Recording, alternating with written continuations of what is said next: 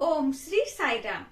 परम आराध्य परम प्रेममय परम करुणामय भगवान बाबांक चरण कमल रे कोटि कोटि प्रणति जणे आरंभ करिबा भगवानकर अवतार पाणी। भक्त मानकु सुख और शांति देबा पाई चारिपटे किछि असुर रहिबा आवश्यक।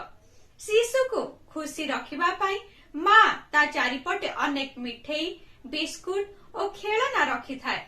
मां से गुड़िक द्वारा कौनसी प्रकारे लाभान्वित होई न थाए, किंतु शिशु कांदिले मां सही पारे नाही। सेही परी भक्त को सुखी करिबा पाई ता भितरे अंतर्निहित दिव्यत्व को जागृत करिबा पाई जगत एवं विरोधी चरित्र भली अजथा कथा ता चारिपटे रखिबा आवश्यक।